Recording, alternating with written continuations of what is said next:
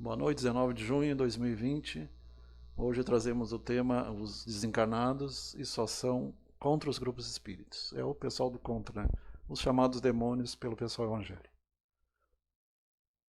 São seres energívoros que roubam as energias boas e provocam distúrbio, desordens, provocam confusão e divisão. E pelo fato de serem invisíveis, eles se aproveitam da invisibilidade. Eles têm uma matéria mais sutil, né, quintessenciada. Não visível para a nossa visão, que vai do vermelho ao violeta apenas. Nossa visão é bem restrita.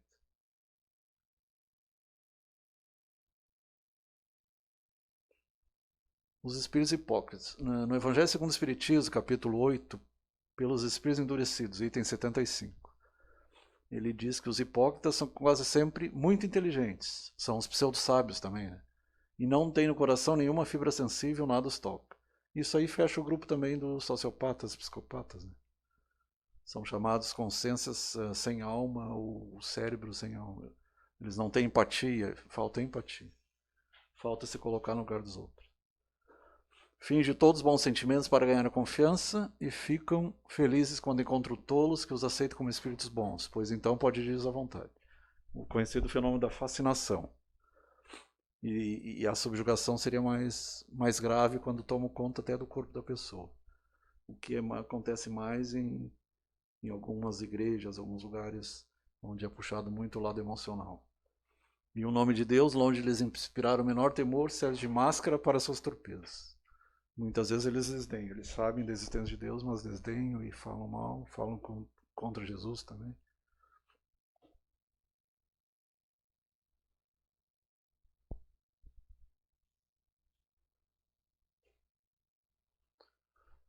Então ali aparece a figura do Kardec, Politelion Denizar Rivaio, ele era educador em Lyon, foi discípulo de Pestalozzi, que foi um dos maiores divulgadores da educação na Suíça, em Verdun. E até os 50 anos ele administrava várias aulas, o Hippolyte, de matemática, de astronomia, entendia pelo menos 4 ou 5, fazia traduções. E quando começaram os Sinônimos das Mesas Girantes, ele começou a estudar até chegar a questão do espiritismo propriamente dito. Então, ali, Instruções de Allan Kardec, o Movimento Espírita, por Evandro Noleto Bezerra, Rio de Janeiro, FEB 2005, capítulo 22. Se uns combatem o espiritismo por ignorância, então por desconhecimento, outros o fazem precisamente porque eles sentem toda a importância, pressente o seu futuro e nele vem um poderoso elemento regenerador para melhorar a humanidade. E o objetivo não é apenas ser mais uma religião, mas ser uma religião que ajuda a regenerar a humanidade. Nós estamos passando por uma fase atualmente da regeneração. Todos esses conflitos, questões apocalípticas, questões ligadas às perseguições contra cristãos, isso aí tudo foi previsto nas profecias. A gente já viu algumas aulas atrás. A revolução social. Aí já foi. Não está aparecendo as pessoas. Ficais certos de que quando uma revolução social se produz na Terra, abala igualmente o mundo invisível, onde todas as paixões, boas e más, se exacerbam como entre vós. Dr. Barry, a Gênese e Sinais dos Tempos, item 9. Então, mais lá para o final da Gênese, aparece a questão dos tempos são chegados, que é o que nós estamos passando atualmente. Profecias marianas, profecias do Apocalipse, várias profecias acontecendo atualmente. O Evangelho segundo o Espiritismo, aí tu voltou de novo.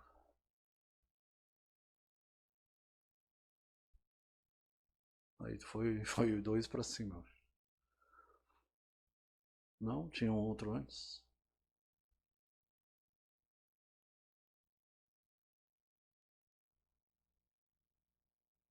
Ah, que estranho. Só se aquela hora entrou uma mais. Então, não acrediteis em todos os espíritos. Então, pegando João 4, se não me engano, que ele dizia, testai essa espíritos são de Deus. Quer dizer, todos são de Deus, mas se aqueles que estão falando para o bem ou para prejudicar. Para edificar ou para prejudicar. Então, falsos cristos, falsos profetas, bem mais perigoso a que não se encontra entre os homens, mas entre os encarnados. Porque eles estão invisíveis, né? Eles atuam muitas vezes sem serem descobertos. Inclusive, indo no ouvido de pastores, padres e sacerdotes, muitas vezes desviando eles da sua real missão. Então, falsos cristos são os profetas. O Espiritismo é a evolução no mundo visível e o mundo invisível. O mundo físico e o extrafísico. Revista Espírita, 1865, novembro. Há algum tempo, os nossos adversários têm em mira as sociedades e as reuniões espíritas, onde semeiam profusão o fermento da discórdia e do ciúme. Então, jogando um membro contra o outro, como eles conseguem ler nossos pensamentos, eles conseguem ver as fragilidades e os defeitos dos frequentadores, dos trabalhadores, e conseguem aumentar o seu orgulho, a sua vaidade, ou aproveitar seu orgulho e sua vaidade, se o trabalhador não descuidar, e jogar um contra o outro. E procurando, inclusive, atentar contra o dirigente máximo, que é o que orienta os demais. Tudo com a intenção de acabar. E nas reuniões práticas eles dizem com todas, e muitas vezes bate na mesa e gritam e falam alto, nós vamos fechar esse centro, vamos fechar essa turma. Eles são bem agressivos mesmo.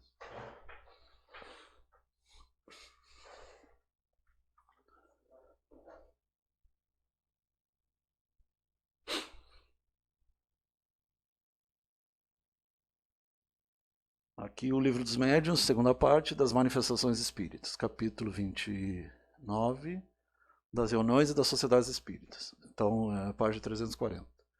Ali, por orientação, Kardec, como funcionariam as sociedades, né? Na época dele, começaram a ser feito nas casas, e depois eles começaram a organizar as casas propriamente dito. Assim como há espíritos protetores para instituições, cidades, povos, os espíritos malfeitores também se ligam aos grupos, aos indivíduos. No Brasil nós temos o Anjo Ismael, né?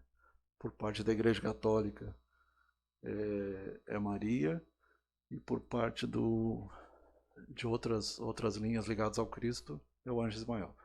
Liga-os primeiro aos mais fracos, mais acessíveis, procurando transformá-los em seus instrumentos. Então essa é a fascinação. Pouco a pouco vão envolvendo a todos, sua alegria maligna é tanto maior quanto maior o número dos que têm subjugado. Eles dão risada, eles são irônicos, são sarcásticos, são debochados. Isso aí é muito comum, né? A gente vê na prática. Beto Madeira tá do outro lado, né? Os outros que não estão aparecendo, né?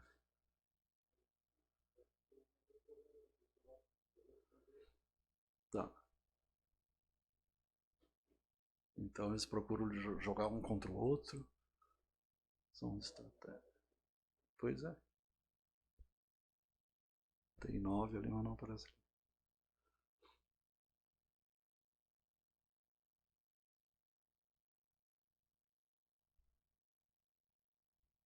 Isso vale para as outras igrejas também, né? Porque tem sempre os que querem fechar a igreja, fechar. Assim como a gente vê governos destruindo a igreja e lá pro lado da China, para lá pro Oriente. Para chegar até isso, precisa que o espírito seja destro, ardiloso e profundamente hipócrita. Ali, no caso, não seria bem destro, seria canhoto, né? Não no sentido que o canhoto seja inferior ao destro, mas geralmente o canhoto é associado com a esquerda, com o que tenta prejudicar, e o destro seria o da direita. Porquanto não pode operar a mudança e fazer-se acolhido, senão por meio da máscara e toma e de um falso aspecto de virtude. E essa questão de direita e esquerda é relativa, porque o canhoto ele é muito inteligente. Então a máscara ali é o que dá origem à persona, à personalidade. Então muitas vezes eles usam o nome José, Maria, Jesus, um nome para chamar atenção, para poder ter controle. Então os mistificadores. Os grandes termos caridade, humildade, amor de Deus, lhes servem como de uma carta de crédito. Porém, através de tudo isso, deixa passar sinais de inferioridade, que só o fascinado é incapaz de perceber. A pessoa fascinada, o próprio termo diz, está fascinado, está ofuscado, ele não é capaz. Isso é o item 239 do Livro dos Médiuns. ela está mistificada, está fascinada, está iludida.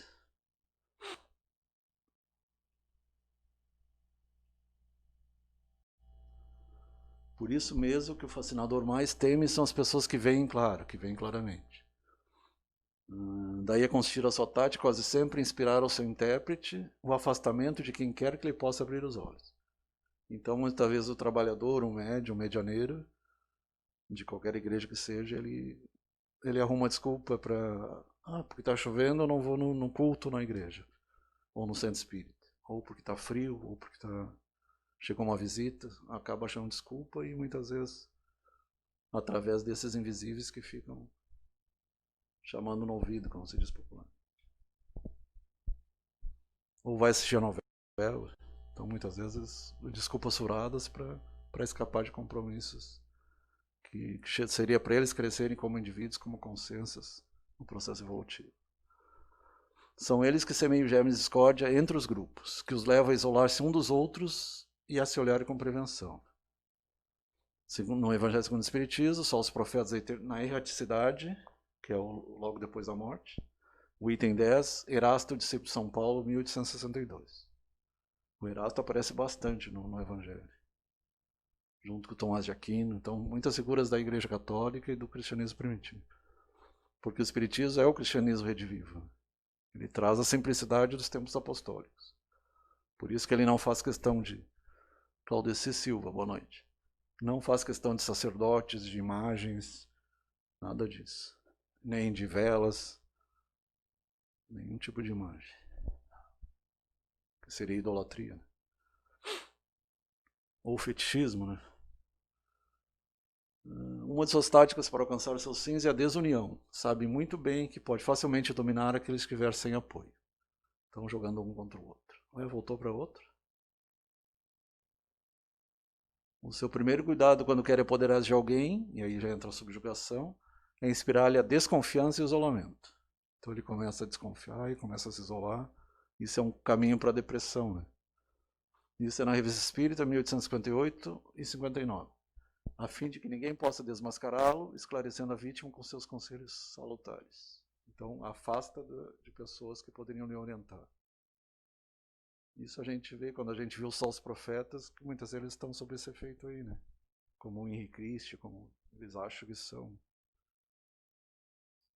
Ou pior ainda, eles acham que são o próprio Cristo, né? É um problema bem maior mesmo, é um problema de loucura mesmo.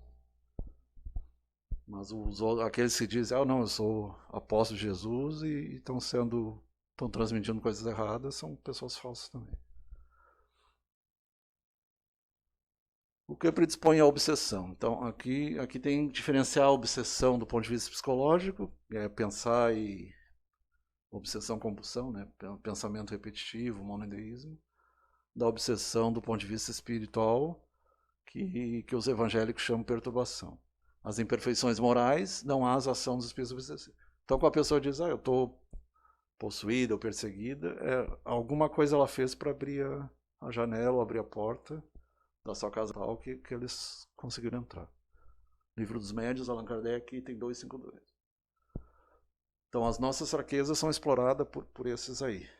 E muitos deles eram antigos magos, trabalham com hipnose, trabalhavam com hipnotismo, e tem muito conhecimento de magnetismo e acabam perturbando. Todas as vezes que num grupo um de seus componentes cai na armadilha, cumpre-se proclame que há no campo inimigo um lobo no redil, um lobo no meio das ovelhas. Segunda parte, Livro dos Médiuns, Manifestações Espíritas, capítulo 19, página 340. E todos se põem em guarda, visto ser mais provável a multiplicação das suas tentativas. E muitas vezes, numa reunião, eles conseguem perturbar 2 ou 3 medianeiros simultaneamente. Ou numa igreja, né? Aquelas pessoas que caem, que desmaiam. Se não se desencorajar esse elemento para uma resistência enérgica, ali deveria ter uma vírgula, né? Ali está errado, deveria ser uma vírgula. A obsessão se torna um mal contagioso, que se manifestará entre os médios pela perturbação da mediunidade. Mediunidade é todo contato com o mundo invisível. Todas as religiões têm mediunidade. A Umbanda tem, o protestantismo tem, o catolicismo tem, os santos, a história dos santos. os hindus, os budistas, todos é um fenômeno em todas as religiões, inclusive em espécies animais também inferiores, como cão, gato, cachorro. Entre os demais, pela hostilidade recíproca, a perversão do senso moral e a destruição da harmonia.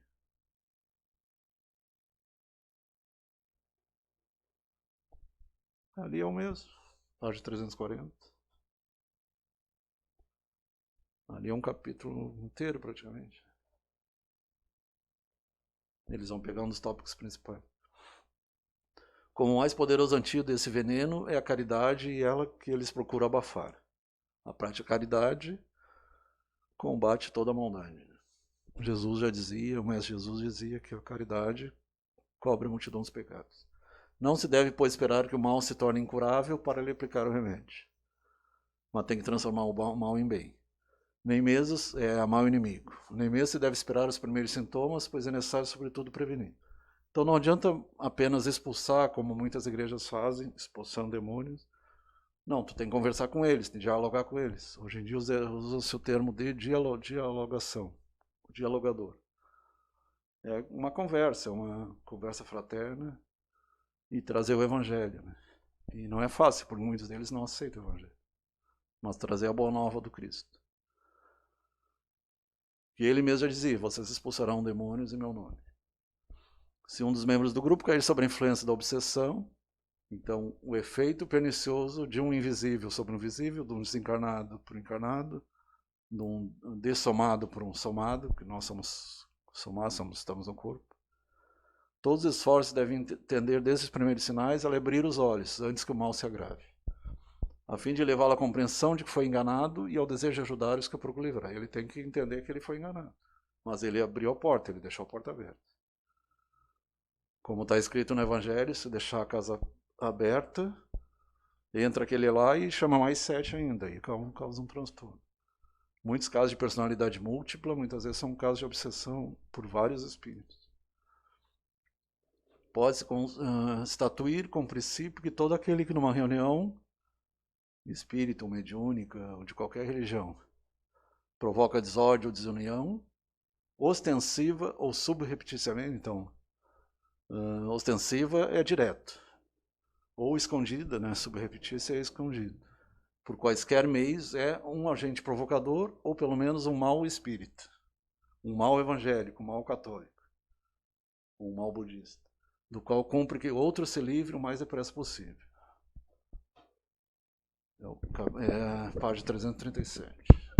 Uma analogia para isso, para talvez o pessoal que não seja espírita não tenha entendido, mas uma analogia para isso é que isso aqui que está sendo narrado aqui é a mesma coisa que uma pessoa que vai na igreja e quando o padre está falando começa a berrar lá.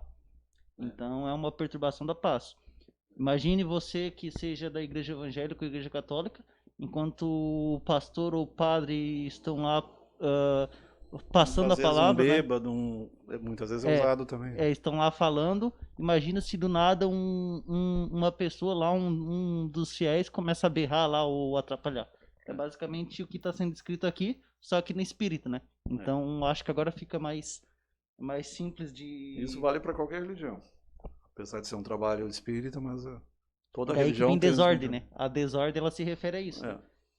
A pessoa que ela atrapalha o culto, a sessão espírita, a missa, qualquer até coisa... para esclarecer para quem não leu muita coisa do espiritismo, o espiritismo não tem nada a ver com ocultismo, nada a ver com cartomância, nada a ver com quiromância, nada a ver com o uso de cartas, tarô, horóscopo, nem vela, nem talismã, nem sacrifício nenhum, nada nem disso é espiritismo. O quê? Nada disso é espiritismo. E nem constar órgãos de animais mortos também, que é o termo correto da necromância, que as pessoas confundem. Necromância não tem nada a ver com contato com espíritos. Necromância é o uso de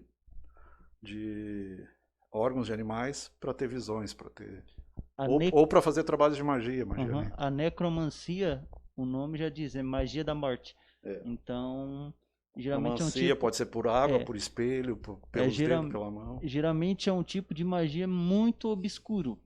É um que eu não olharia com bons olhos se eu soubesse que alguém é necromante, que significa que, em tese, a São pessoa o que a gente chama magos negros, né? Em tese, a pessoa Quimbanda, estaria... magia negra, voodoo, casos bem... não tem nada a ver com espiritismo. Isso aí não tem nada a ver com espiritismo.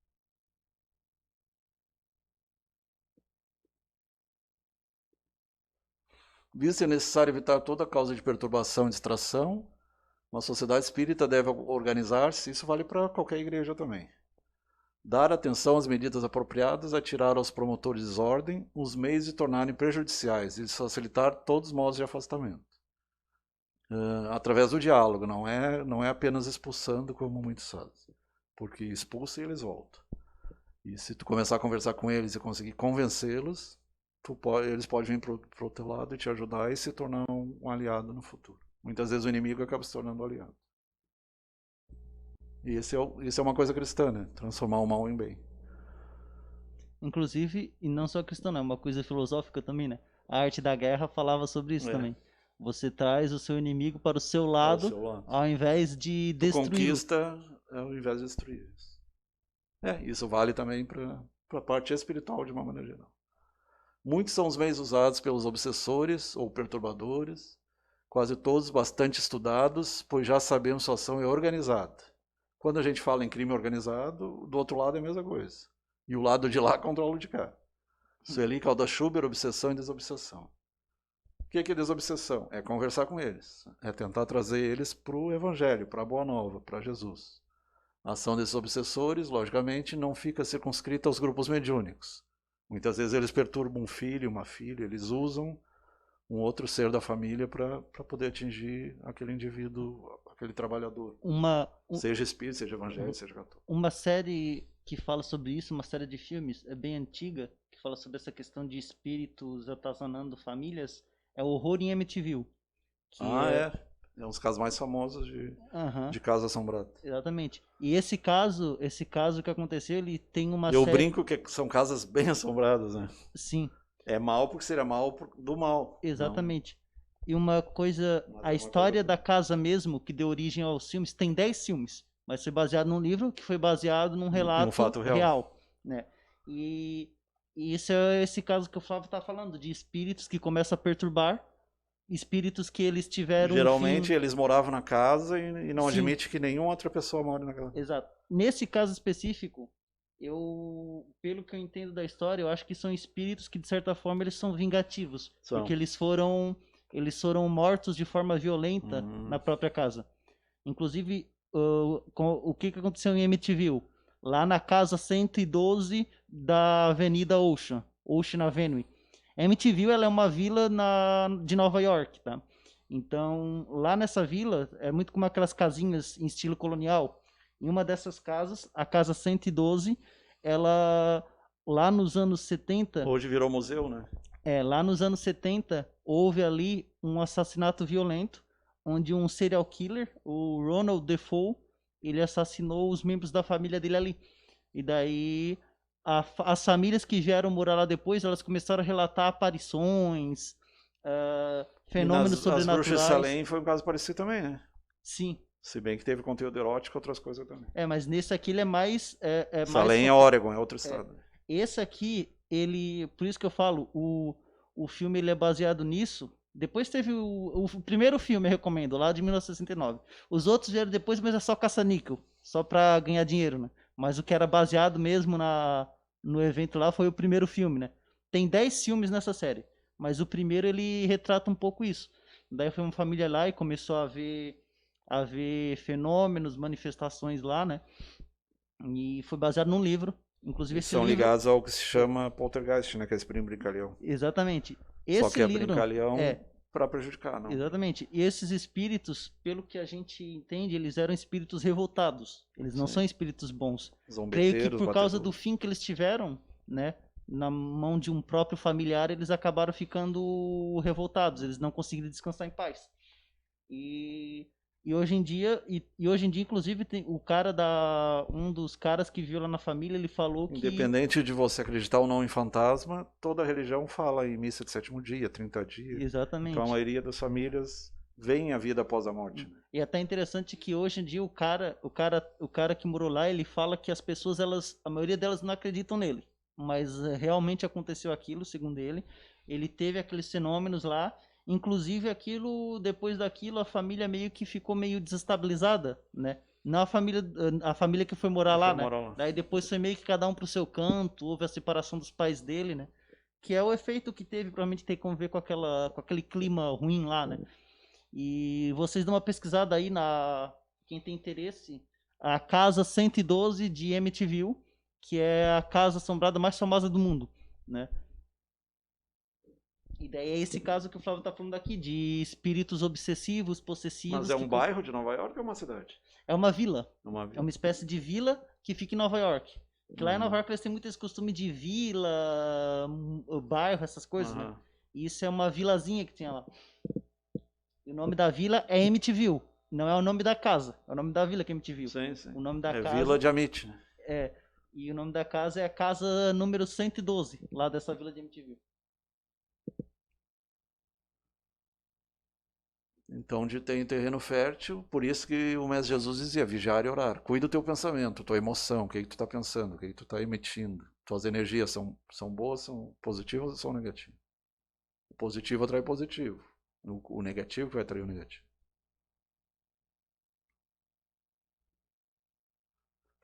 Procuro disseminar a desconfiança entre os participantes. Jogar um contra o outro. Desânimo e desmotivação para as questões espirituais. Estudo, prática do bem, bom humor, estado íntimo.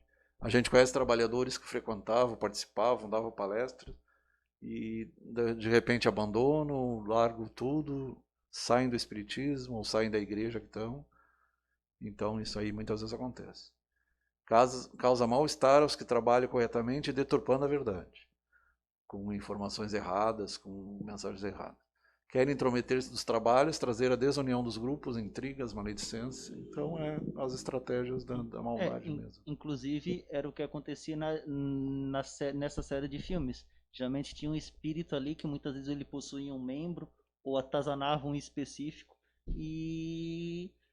Tinha uma série de televisão que dava esses casos de casas assombradas. As pessoas acordavam com arranhões, casos bem... Sim.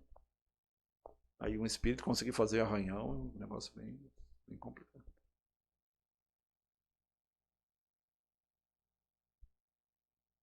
O uso de manobras sentido de aguçar o amor próprio. Então, com a pessoa, o orgulho da pessoa, a vaidade. O melindre. O que é melindre? Melindre é tu achar que os outros estão te perseguindo. Tu vê duas pessoas conversando, estão falando sobre mim. Isso aí é melindre. E tem a palavra agora, mas não lembro agora. Melindre é o nome popular mesmo. O personalismo, então exaltar a personalidade da pessoa. A máscara, toda a cor de deficiência que avassala o ser humano, a vaidade. Apego aos pontos de vista pessoais. Então, o que a pessoa pensa mesmo e aumentando a vaidade da pessoa. Então, isso aí é uma das estratégias que eles usam. E o interessante, o pós-morte tem isso ali, né? No momento passa para o outro lado, não existe mais mentira. Qualquer um vê o pensamento do outro. A comunicação é pelo pensamento. Por isso que muitas vezes eles falam, por exemplo, o Esperanto, que seria uma língua que misturasse todas as outras. Eu, pessoalmente, acho que não tem essa necessidade. Porque a comunicação é telepática, pelo pensamento. E mesmo que seja um espírito alemão, ou inglês, ou francês, tu vai entender pelo pensamento no teu idioma. É como se fosse aquelas reunião da ONU, aquelas que a pessoa consegue, cada um recebe e escuta no seu idioma. A tecnologia do lado de lá é bem mais avançada que a nossa. Pelo menos em 100 anos, pelo menos. No mínimo. Oi? Já. Então, estimulando a vaidade, o orgulho, a ambição. Que todos os espíritas sinceros... Opa, passou direto.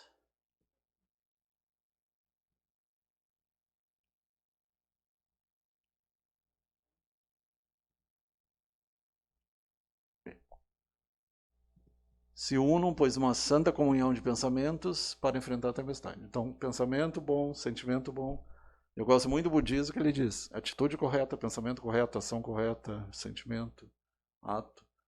Todos que estão penetrados da grandeza do objetivo põem de lado as pueris questões secundárias. Passou de novo. Que tu tá? Faça calar a suscetibilidade, é outro nome para melindre. Se você escutar a palavra suscetibilidade, é o melindre. Do amor próprio, do alto amor, para ver apenas a importância do resultado para qual a providência conduz a humanidade. Revista Espírita, 1865, novembro.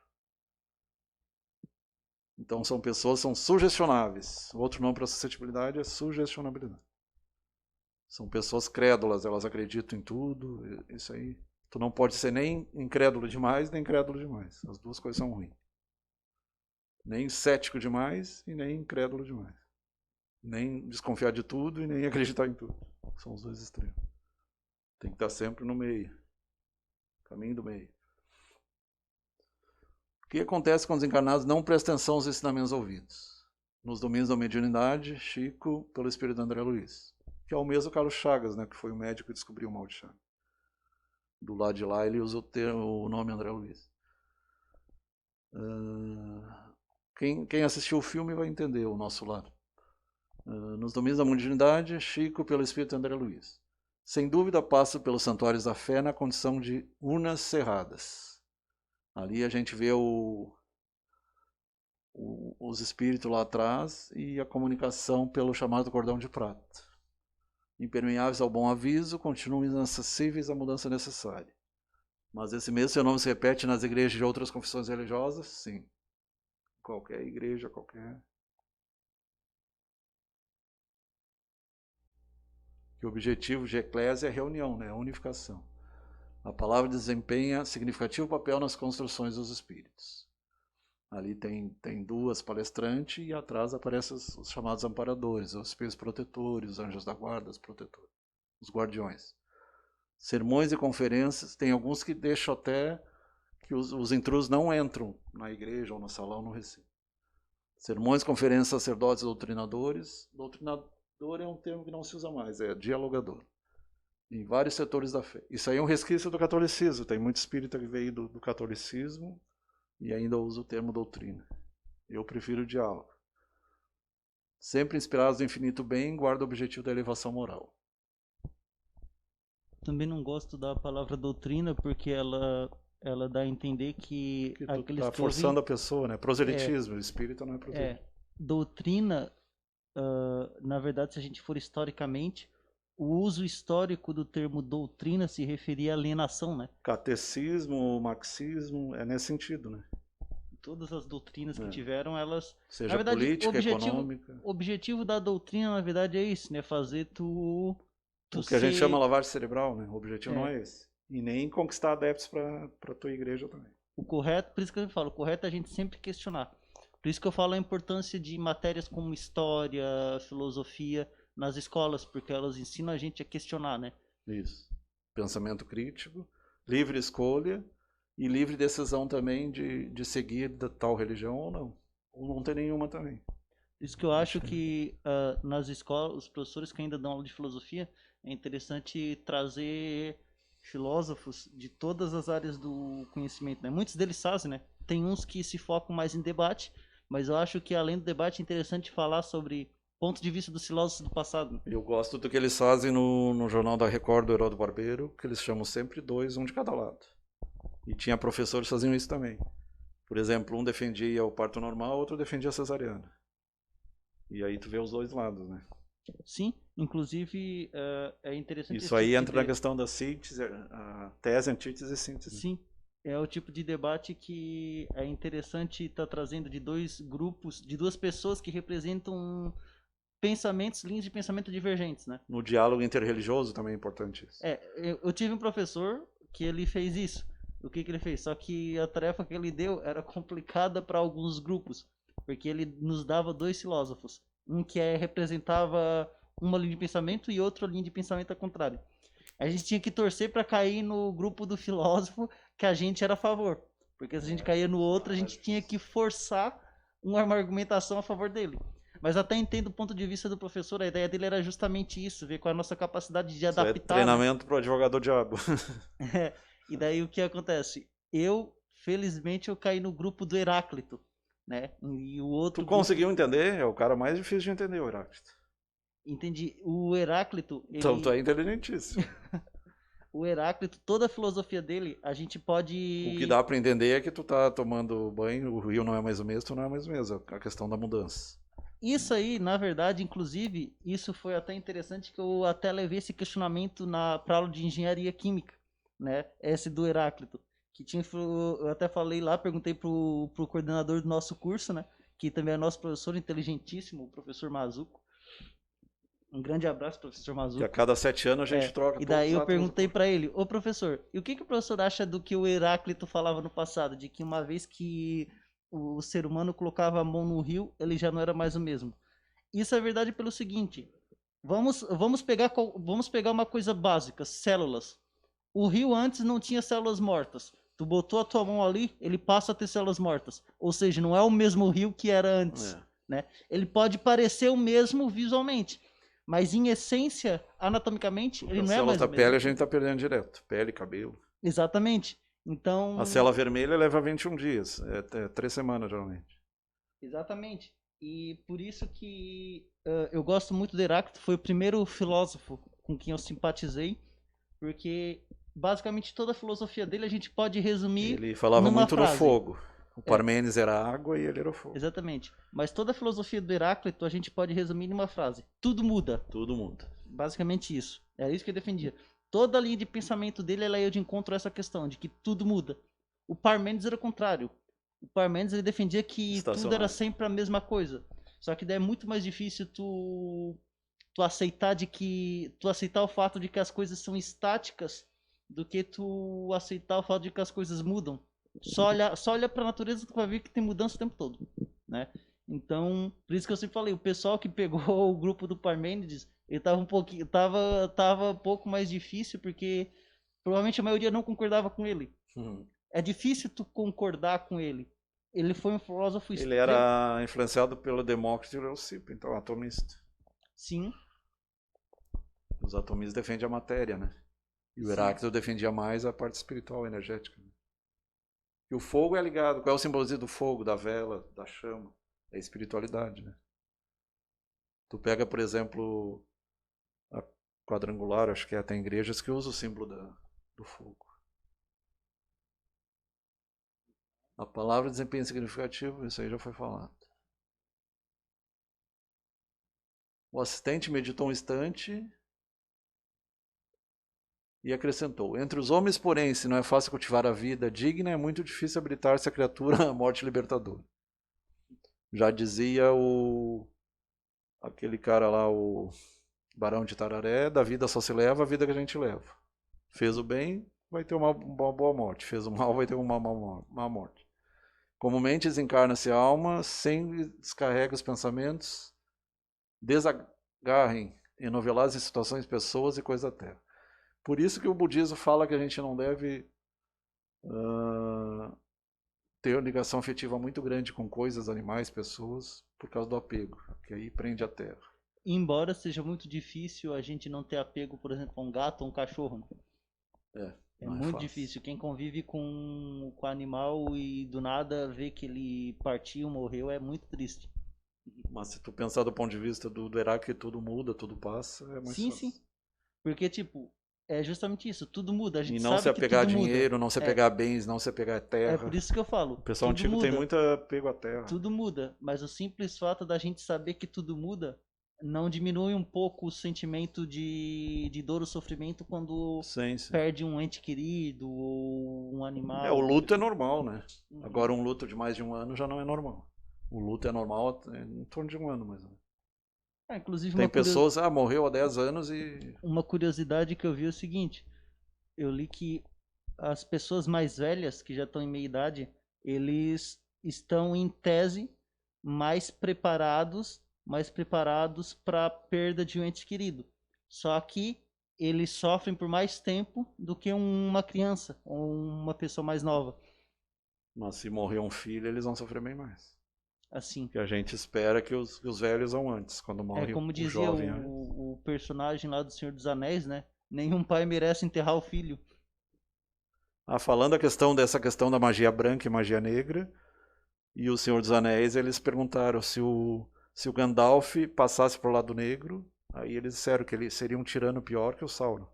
Então é bem complicado essa coisa, muitas vezes um mago branco. Isso aí é representado por Lúcifer, né? Ele tinha portador da luz, estava no mesmo nível de Jesus e caiu, e virou o diabo. Então isso aí é a queda do orgulho. A queda do orgulho é bem complicado. Então, por mais que tu tenha uma evolução moral, conhecimento acadêmico, se tu tiver orgulho, isso aí vai atrapalhar tudo. Tu pode cair bem feio.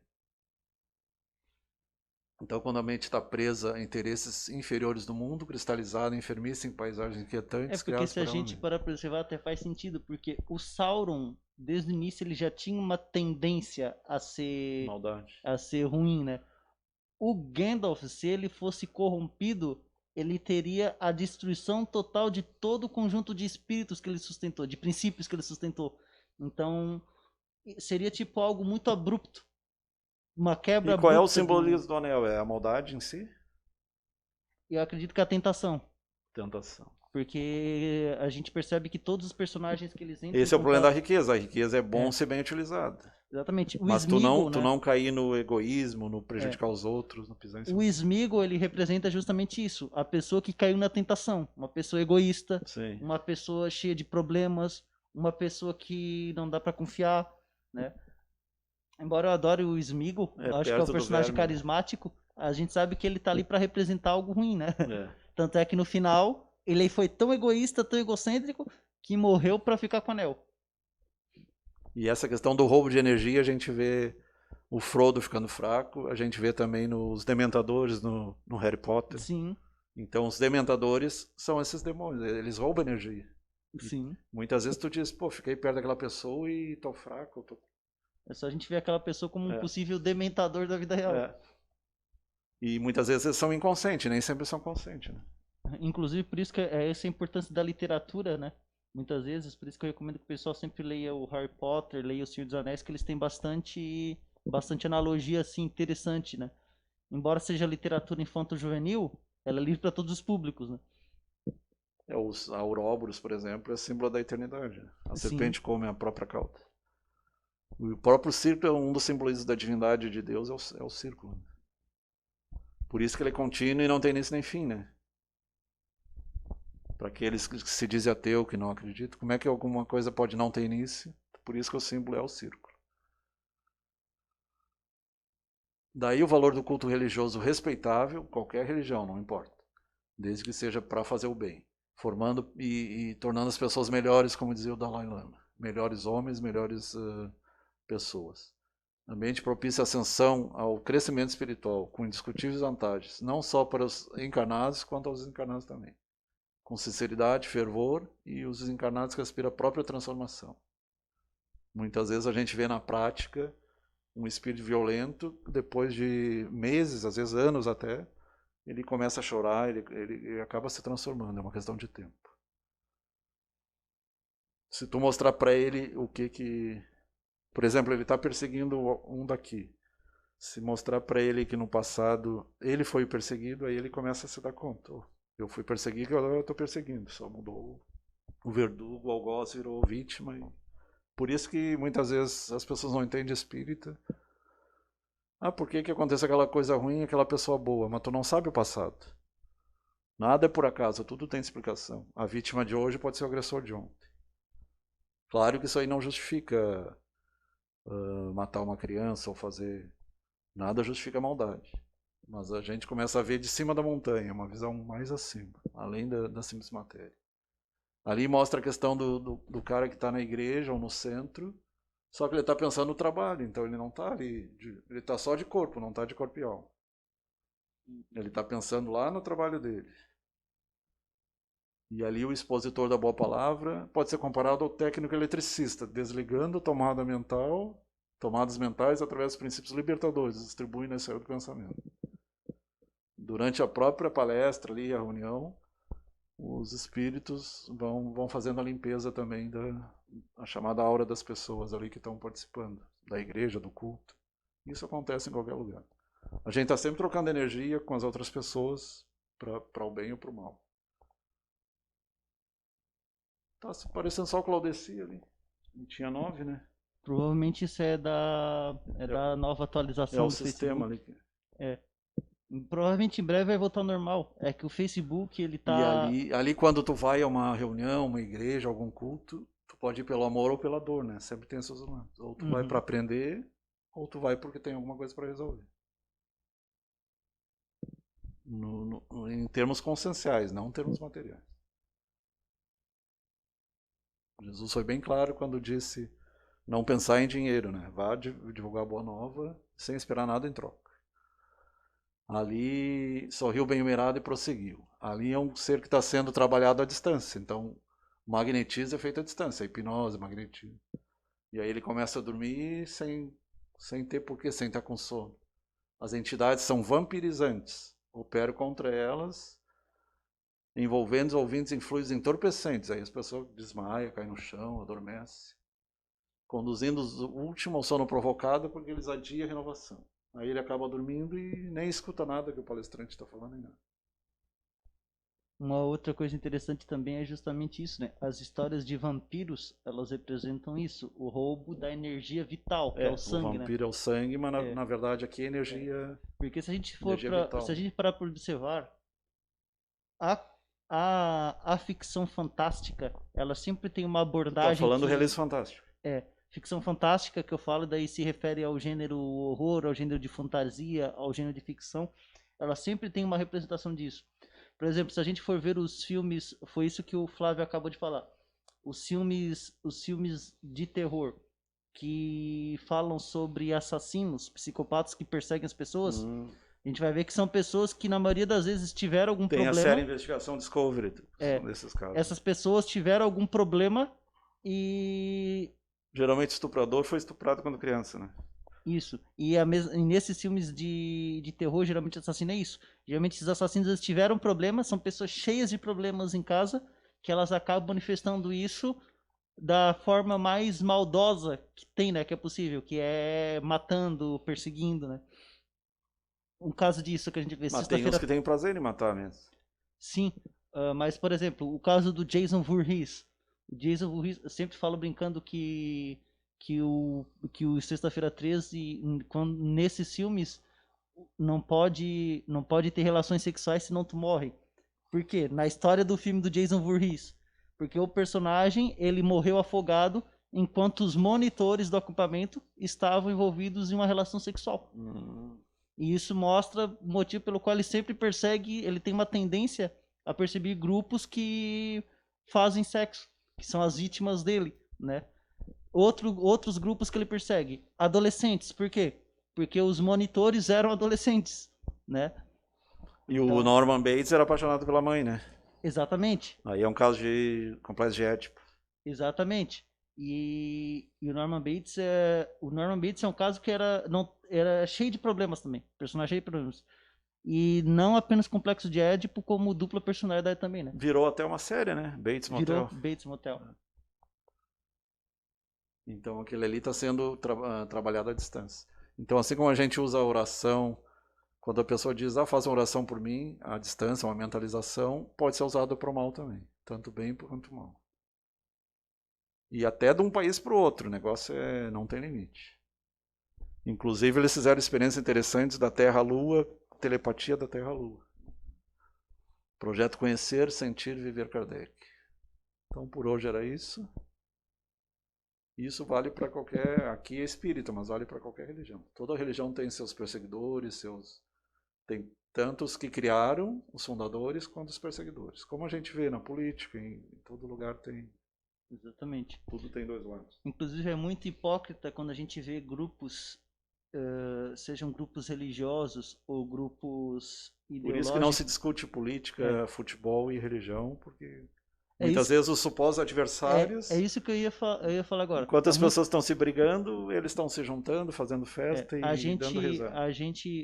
Eu acho que muitas vezes é muito hipócrita do ser humano acusar grupos religiosos ou ideológicos de perseguição, porque geralmente há perseguição de qualquer um, ou seja, há perseguição do teu próprio grupo contra o outro grupo, sim, e há perseguição do outro grupo contra o teu próprio grupo. Muitas vezes a pessoa faz isso inconscientemente. Tu não precisa ir lá e com tocha atrás da pessoa. Mas tu condena, opa, aquela pessoa é da religião tal. Então... hoje é virtual, né? É, a mesma coisa. Opa, aquela pessoa votou em político E tal. a energia é incrível. Então... Uma vez eu estava de plantão em Novo Hamburgo, não, era em Santo Antônio da Patrulha. E tinha uma mulher depressiva, já tinha atendido ela.